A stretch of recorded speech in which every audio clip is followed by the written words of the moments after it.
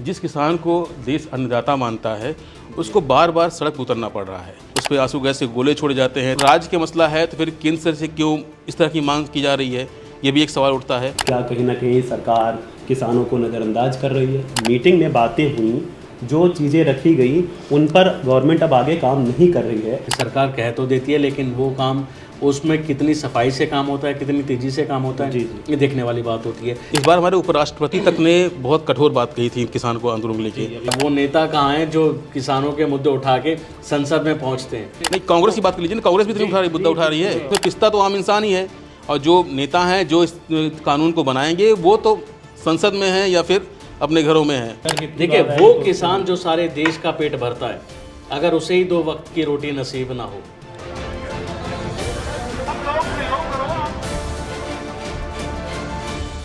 नमस्कार, one India Hindi के podcast में आपका स्वागत है। आज का जो हमारा मुद्दा है वो किसानों को लेकर है। जैसा कि आप सबने देख ही रखा होगा और देख भी रहे हैं कि किसान एक बार फिर सड़कों पर उतर चुके हैं। किसान दिल्ली कूच को लेकर लामबंद हो रहे हैं और इस बीच सुरक्षा बलों और किसानों के बीच झड़पें भी देखने को मिल रही हैं। करीब 300 दिन हो चुके हैं शंभू बॉर्डर पर किसान लगातार डटे हुए हैं। आखिर क्या है मामला? आखिर फिर एक बार किसान क्यों लामबंद हो रहे हैं और दिल्ली कूच को उतावले हो रहे हैं? इन्हीं सब बातों को लेकर आज करेंगे खास कार्यक्रम में बात। और हमारे साथ जो सहयोगी हैं, प्रवीण जी और राशिद जी, दोनों सहयोगियों से इन सब मुद्दों पे बातचीत होगी। तो सबसे पहले मैं सवाल आपसे करना चाहूँगा प्रवीण जी कि आखिर क्या ऐसा है जो किसान फिर एक बार लामबंद हो रहे हैं, और क्या आपको लगता है कि सरकार कहीं ना कहीं एक प्रकार से किसानों के मुद्दों को उनकी अनदेखी की जा रही है? देखिए, सबसे बड़ी विडंबना है कि जिस किसान को देश अन्नदाता मानता है उसको बार बार सड़क पर उतरना पड़ रहा है। सरकार भी अपने, चाहे घोषणा पत्र हो या फिर बड़ी बड़ी जो उनकी सभाएं होती हैं, वहाँ पर किसानों को बहुत बड़ी बड़ी बातें करती है, लेकिन इसे आप दुर्भाग्य कहेंगे कि हर बार किसान सड़क पर आ जाता है। उसे प्रदर्शन करना पड़ता है मांगों को लेकर, उस पर आंसू गैस के गोले छोड़े जाते हैं, तस्वीरें सामने निकल के आती हैं, उनके रास्तों में कीले बिछाई जाती हैं, तार लगाए जाते हैं, मतलब तमाम तरीके के उनके परेशान सामने आई हैं। अब बात होती है कि ऐसा क्यों किया जा रहा है। दरअसल किसान अपनी एमएसपी को लेकर, मांग को लेकर अड़े हुए हैं। एमएसपी, और सभी फसलों पर एमएसपी चाहते हैं वो, जितनी भी फसलें होती हैं उस पर सभी पर एमएसपी चाहते हैं वो। अब यही मांग है, और इसमें सरकार का भी पेच है, क्योंकि जो WTO वर्ल्ड ट्रेड ऑर्गेनाइजेशन है उसका मुद्दा फंसता है, क्योंकि वहाँ पर जो संधि हो रखी है इनकी, उसमें कहा गया है कि आप सभी फसलों पर रियायत दे सकते हैं, सब्सिडी दे सकते हैं, लेकिन सब पे एमएसपी नहीं दे सकते हैं। हाँ, फिर वो वैश्विक स्तर पर, और फिर वैश्विक स्तर के व्यापार पर फर्क पड़ेगा। और यही मुद्दा जो है, यही जो पेज जो है वो फंस जाता है हर बार जाके। और एक रीजन और है कि नरोत्तम सिंह तोमर जो थे, इससे पहले कृषि मंत्री थे, उन्होंने संसद के अंदर एक कहा था कि ये एक राज्य का मसला है। ये राज्य का मसला है। तो राज्य का मसला है तो फिर केंद्र से क्यों इस तरह की मांग की जा रही है, ये भी एक सवाल उठता है। लेकिन किसान चाहते हैं कि केंद्र से मांग करें, उसे केंद्र से पास करवाया जाए, वो कानून की शक्ल अख्तियार करे।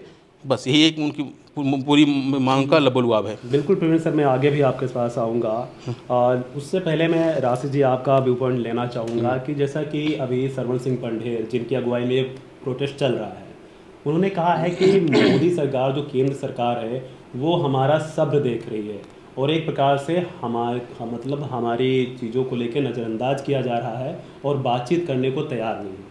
क्या सच में ऐसा आपको लग रहा है? क्या कहीं ना कहीं सरकार किसानों को नज़रअंदाज कर रही है? देखिए, नज़रअंदाज नहीं कर रही। अगर नज़रअंदाज कर रही होती तो वो जो 3 कानून पहले लाए थे वो सरकार वापस नहीं लेती। जी जी। और दूसरी सबसे बड़ी बात, मैं अभी का आपको अपडेट बता दूं कि पंढेर ने आज भी ऐलान कर दिया है कि अभी स्थगित कर दिया है वो, जो उनका ऐलान है। कल वो फिर कुछ करेंगे, देखा जाएगा। लेकिन बता दें कि सरकार जो है वो नज़रअंदाज नहीं कर रही, क्योंकि कई इसको लेके कई मीटिंग हुई है, कई दौर की मीटिंग चली है। लेकिन वो एक बात दूसरी है कि भाई किसानों और सरकार की बात नहीं बनती, क्योंकि कुछ मुद्दे किसानों के ऐसे, देखिए किसानों का मुद्दा जो है वो आज का नहीं है। जी जी। वो सदियों से चले आ रहे हैं, किसानों के मुद्दे सालों से चले आ रहे हैं। किसान पहले भी, और जाहिर ये बात नहीं है कि किसान इस सरकार में ही परेशान है, किसान इससे पहले कांग्रेस की सरकार थी, जब भी उनकी वही मांगी थी। लेकिन इसका ये आरोप लगाना कि मोदी सरकार के कार्यकाल में ऐसा नहीं है, लेकिन देखा जाए तो किसानों के उस वक्त मुद्दे क्या थे, इस वक्त मुद्दे क्या हैं, उस वक्त उनकी कितनी मांगे पूरी हुई और इस वक्त कितनी। किसान जो परेशान था वो पहले भी था, लेकिन जो अब इनकी मांगे चल रही हैं उन मांगों में हम क्या कर सकते हैं, इसको लेके अगर बैठकें हों। और जहाँ तक इग्नोरेंस की बात है, क्योंकि देखा जाए तो गाजीपुर बॉर्डर पे सालों देखा चला, शंभू बॉर्डर पे किस तरह से अच्छा चला। राशिद, ये बोलना चाहूँगा कि पहले भी आंदोलन होते थे, लेकिन जब सरकार ने 3 कानून बनाए, जी जी, इसे किसानों ने काले कानून का नाम दिया, उसके बाद ज़्यादा ये हाईलाइट हुआ, किसान ज़्यादा आक्रोशित हुए। हाईलाइट ये हुआ क्योंकि उन कानूनों को लेके पहले तो सरकार ने कभी ऐसे कानून बनाए नहीं, उसके बाद जो कानून जब इन्होंने घोषणाएं की कि वो कानून है, इसको लेकर जो हर और किसान था, पूरे देश का जो किसान था, वो सारे एकजुट हुए और वो सारे बॉर्डरों पर आए, संसद घेराव का उन्होंने ऐलान किया। लेकिन राशिद, मैं आपसे ये भी एक पॉइंट लेना चाहूँगा कि आप जैसा कह रहे हैं कि नहीं सरकार नज़रअंदाज नहीं कर रही, लेकिन क्या आपको नहीं लगता कि जब 2021 में ये सब शुरू हुआ, 3 कानून, काले कानून जो भी किसानों ने कहा उनको वापस भी सरकार ने लिए, उसके बाद फिर अभी लगभग 9-10 महीने पहले चंडीगढ़ में कई दौर की वार्ता भी हुई किसानों के साथ, उसमें कुछ कमेटी चीज़ें भी सामने निकल के आई, लेकिन उसके बाद से फिर वही आरोप लगा रहे हैं पंडेर कि जो मीटिंग में बातें हुई, जो चीज़ें रखी गई, उन पर गवर्नमेंट अब आगे काम नहीं कर रही है। क्या ये कहीं ना कहीं इशारे नहीं करते कि किसानों को एक प्रकार से नजरअंदाज, या अभी का देखा जाए तो सरकार की तरफ से मुझे तो भी शायद नहीं मिल रहा है सुनने को कि कोई कमेटी या कोई बनाया गया कमेटी बनाएगी जो जांच जो की बात करे। देखिए ऐसा है कि सरकार कह तो देती है, लेकिन वो काम उसमें कितनी सफाई से काम होता है, कितनी तेज़ी से काम होता है, जी जी, ये देखने वाली बात होती है। लेकिन उन्होंने कह दिया है और अब उस पर कुछ काम ही नहीं हो रहा, तो ये तो टालने वाली बात करते हैं। और ऐसा एक मुद्दा नहीं है, ऐसे कई मुद्दे हैं कि सरकार कहती कुछ और है लेकिन होता कुछ और है, और यही किसानों के मुद्दे पे हो रहा है।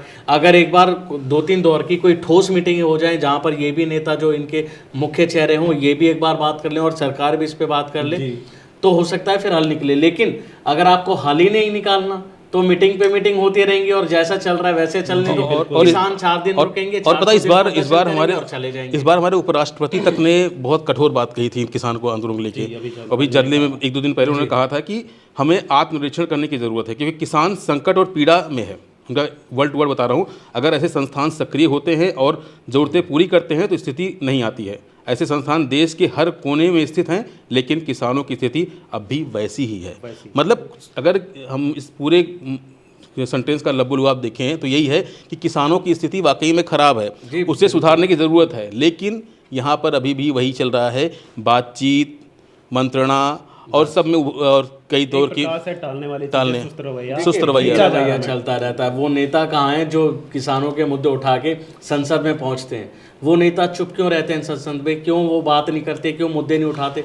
क्यों सरकार से नहीं पूछते? नहीं, कांग्रेस की बात कर लीजिए ना, कांग्रेस भी तो मुद्दा उठा रही है। अब आगे भी हम इस चीज पे आएंगे, लेकिन एक से जुड़ा एक और जो हमारा दूसरे कंटेक्स्ट में एक सवाल पैदा हो रहा है, अक्सर इस सवाल उठता भी है ग्राउंड पे, कुछ लोगों की तरफ से बोला भी जाता है कि क्या कहीं ना कहीं ये एक प्रकार से पॉलिटिकल प्रायोजित, या इससे वजह से आम लोगों को, जनता को भी परेशानी हो रही है? जनता को देखो परेशानी होती है, जब किसान सड़क पर उतरता है तो ट्रैफिक जाम होता है, आवाजाही बंद होती है, तमाम तरीके की जो ट्रांसपोर्टेशन है, चाहे वो सामानों का आवाजाही हो या यात्रा का हो, वो बंद होता है।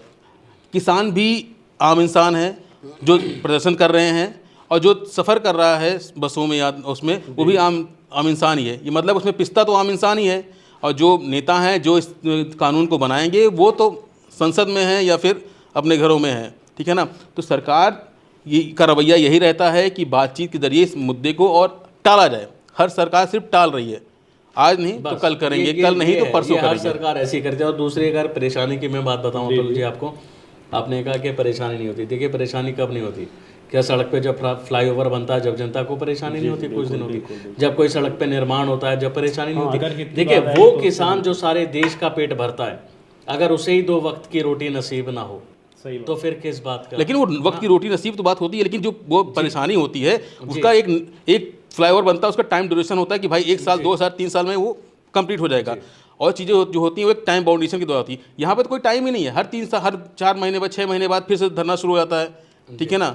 फिर चीज़ें वही जहाँ से शुरू होते हैं वहीं घूम। देखिए आपको किसानों की समस्या को समझना होगा। आप आंकड़े उठा के देखिए, किसानों ने कितनी खुशियाँ की हैं, कितने किसान बिल्कुल, परिवार ये दुखी हैं, कई है सारी ना, रिपोर्ट्स कितने आती हैं। कितने किसानों पे कर्जा खुदकुशी की, कर्जा है, की। जो उन पे जो बुनियादी समस्या जो पहले से चली आ रही है देखिए उनको। राज्य सरकारें तो कर रही हैं, कई एमएसपी दे रही हैं, जैसे पंजाब की सरकार है वो 24 देखिए फसलों को केंद्र MSP सरकार को फिर क्यों वो टाल रही है, इसी ये पे सबसे मैं बड़ा जुड़ा सवाल। एक आप लोगों से एक और कन्विंस लूंगा कि जैसा कि अभी हमने कहा, आपने भी बात की उसकी कि कर्जे में डूबे हैं किसान, जी। और कई किसानों ने खुदकुशी वगैरह बिल्कुल। भी ये सामने रिपोर्ट्स आई हैं। इसी को लेकर किसानों की कुछ मांगे हैं, वो मैं पहले आपको बताना चाहूँगा। इसी से जुड़ी हुई किसानों की जो प्रमुख मांगे हैं उनमें से कुछ ये हैं कि सभी फसलों की MSP गारंटी कानून हो।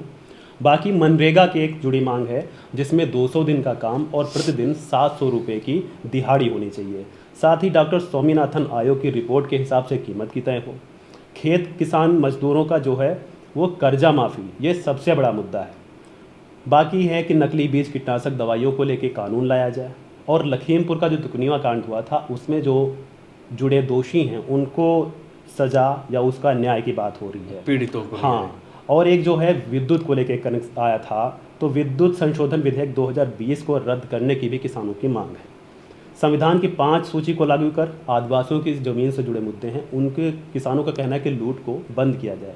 इसमें जो सबसे बड़ा एक पॉइंट आता है, और इसको लेकर कई बार विपक्ष ने भी सवाल उठाए हैं, राहुल गांधी ने भी इसकी बात की है कि किसानों के जो कर्ज माफ़ी है इसको क्यों नहीं किया जाता, इसको क्यों नहीं स्वीकार किया जाता कि सरकार जो है उद्योगपतियों के लाखों करोड़ों रुपए माफ़ कर रही है, और किसान भी इस चीज़ को उठाता है। इसमें तर्क दिया जाता है कि इससे सरकार पे बड़ा बोझ पड़ेगा।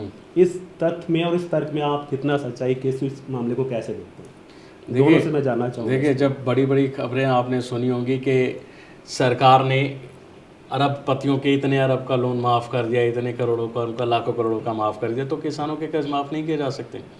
वो किसान ज़रा देखना चाहिए, आप उसे तो राहत देते हैं लेकिन किसान के कर्ज माफ़ी क्यों नहीं। हालांकि सरकारें जो कुछ ऐलान कर देती हैं, लेकिन इसमें देखने वाली बात ये, और उसमें मुख्य मांग एक ये भी है कि जो आंदोलन के दौरान किसान मारे गए हैं, जो कोई किसान जिनकी जान चली गई, उनको मुआवजा दिया जाए। जो कि देखा गया था जब किसान आंदोलन लंबा चला था तो 700 से ज़्यादा किसान शहीद हो गए थे। लेकिन उसमें ये वाली इनकी मांग है कि जब सरकारें अरबपतियों के तो माफ़ कर देती हैं, तो इन किसानों को माफ़ करने में यहाँ पर जोड़ना चाहूँगा एक चीज़, ये जो किसान कर्ज माफी का मुद्दा है ना, ये एक पॉलिटिकल मुद्दा बन चुका है। जब इलेक्शन आता है, चाहे वो मध्य प्रदेश की बात करें या फिर छत्तीसगढ़ की बात करें, वहाँ पहला मुद्दे में यही होता है किसान कर्ज माफी, ठीक है ना। और इसको लेकर सरकार जो पार्टियां होती हैं वो पहले ही वादे करती हैं। हालांकि मध्य प्रदेश में जब कमलनाथ की सरकार आई थी तो उसने कुछ माफ़ भी किए थे, लेकिन कितने माफ़ किए थे इसका कोई आंकड़ा हमें मिल नहीं पा रहा है, ठीक है ना। ये एक मुद्दा है, ये एक राजनीतिक मुद्दा है जिस पर सभी पार्टियां खेलती हैं, ठीक है ना। वो जब सत्ता में नहीं होती हैं तो उन्हें पता, अगर सत्ता में आएंगी तो वो एक लब्बुलुआ 10, 15, 20 हज़ार लोगों का कर्जा माफ़ करके वो खुद को बना देती है, हाँ कर्जा माफ़ करते हैं। चाहे वो राहुल गांधी की पार्टी हो, राहुल गांधी पार्टी जब भी कहीं जाती है तो उनका घोषणा पत्र में पहला रहता है कि किसानों के कर्ज माफ़ी, ठीक है ना। लेकिन जहाँ उनकी राज्य में सरकारें हैं, क्या वहाँ पर पूरा कर्ज माफ़ी हुई है किसानों की? वहाँ पे देखा जाए ना, वहाँ पे किसानों को कितनी राहत मिली है। और क्या जहाँ पे हैं, चाहे वो क्या कहते हैं हिमाचल प्रदेश में ले लें, क्या वहाँ पर किसान आत्महत्या नहीं करते होंगे? सही बात। पूरी या फिर अभी वहाँ पे राजस्थान में थी, इसमें सरकार थी उनकी, अभी बिल्कुल ये गंभीर विषय है, वहाँ पे नहीं हुआ। तो कर्ज माफ़ी सिर्फ एक राजनीतिक मुद्दा है, उसको ये लोग अपना कभी इधर इस बॉल में रहती, कभी उस बॉल में रहती, बस खाली जुमले अकॉर्डिंग उसको खेला जाता है। और एक बात और जोड़ना चाहूँगा, बहरी स्वामीनाथन आयोग की जो सिफारिशों की लागू करने के बाद सिर्फ लागू करना मकसद नहीं है, आज के परिप्रेक्ष्य में उसे लागू करना मेन मकसद है। क्योंकि जब ये रिपोर्ट आई थी तो उस समय जो हमारी लागत थी वो बहुत कम थी। अगर उसको उसी तरीके से लागू कर दिया जाएगा तो वो कोई मतलब नहीं बनेगा। उसको मतलब उसका फिर से विचार करके उसको दोबारा मौजूदा परिप्रेक्ष्य लागत है उस हिसाब से उसको किया जाए। और किसानों का मुद्दा मुझे लगता है अभी खींचने वाला है, ठीक है ना। अभी इतनी आसानी से ये नहीं हो, ये इधर पाले में डालेंगे, फिर अब बातचीत होगी, फिर बातचीत आगे बढ़ेगी। सरकार की तरफ से कोई बातचीत सरकार की तरफ से कमेटी गठित होगी, वो कमेटी फिर अपने रिपोर्ट पेश करेगी, फिर उस पर वादे होंगे, ये चलता रहता है। तो जैसा कि आपने सुना हमारे दोनों सहयोगियों को कि किसानों का मुद्दा काफ़ी ज़ोर से गर्म हो चुका है, किसान भी लामबंद हैं, सड़कों पर डटे हुए हैं। अब देखना होगा आगे सरकार क्या रवैया लेती है, सरकार क्या बातचीत को तैयार होती है, कितनी जल्द तैयार होती है, और क्या किसानों की मांगों को उनको कितनी जल्द स्वीकार किया जाता है। देखते हैं आगे क्या कुछ इसको लेकर अपडेट्स आता है, फिर करेंगे किसी विशेष मुद्दे पर चर्चा। तब तक के लिए नमस्कार।